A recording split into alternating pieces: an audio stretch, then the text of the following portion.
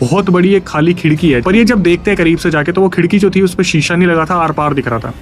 अब उस टाइम पर प्रतीक ने बताया कि अक्षय भाई मैं खोसा गया, मतलब मैंने उस खिड़की से जब पीछे देखना शुरू करा तो दूर दूर तक खंडर बना हुआ था और ऐसा लग रहा था कोई चीज़ बनाने की कोशिश की गई है पर वो चीज़ प्रॉपर बनी नहीं है। मतलब ये हॉस्पिटल और लंबा चौड़ा बनाने वाले थे पर किसी रीजन से वो हॉस्पिटल पूरा बना नहीं है। प्रतीक जब वहाँ पे झांक रहे थे इतने में पीछे से चाचा आ जाते हैं और चाचा पूछते कि भाई तू तो टॉयलेट करने गया था, तू यहाँ क्या कर रहा है। तो जब एकदम से चाचा ने आवाज़ लगाई तो प्रतीक डर गए और प्रतीक के हाथ से वो पन्नी छूट गई।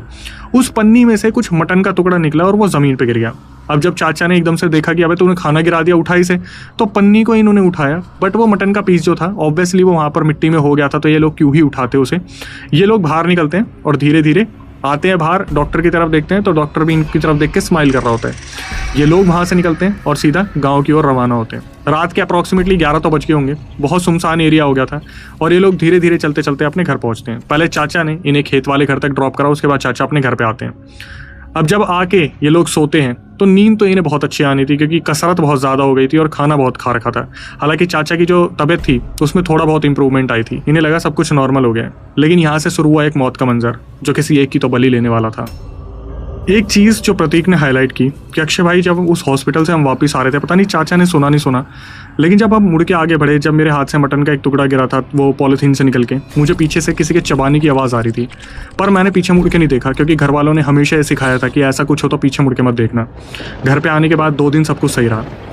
प्रतीक ने बताया कि अक्षय भाई मुझे याद है कि मैं किसी काम से बाहर गया था और शाम के 7 बज रहे थे। मैं जब वापस आ रहा था घर की तरफ तब एक बुजुर्ग इंसान मुझे दिखा। वो जो बुजुर्ग आदमी था उसके सर से खून निकल रहा था, हाथ कटे हुए थे और पैरों में कुछ अजीब से सरिये गड़े हुए थे। ऐसा लग रहा था जैसे अभी इनका एक्सीडेंट हुआ है। उन्होंने मेरे को बुलाया और मैं काफ़ी डरा हुआ था। बिल्कुल हल्के कदमों से मैं आगे बढ़ने लगा और डरते डरते उनके पास गया। मैंने उनसे पूछा कि अंकल आपको क्या हुआ है। उन्होंने मेरी बात का कोई जवाब नहीं दिया। उन्होंने बस एक गाँव का नाम लिया और पूछा कि वो गाँव कहाँ पड़ेगा। मैंने फिर से पूछा कि बाबा बताओ ना आपको क्या हुआ है, आप ठीक हो। उन्होंने फिर भी कुछ नहीं बोला, बस वो एक गांव का पता पूछ रहे थे। तो फाइनली क्या हुआ, प्रतीक ने उस गांव के बारे में बता दिया और वो जो बुजुर्ग आदमी थे वो वहाँ से चलना शुरू करते हैं। तो चलते चलते वो रोड पे से कहाँ चले गए प्रतीक ने ध्यान नहीं दिया।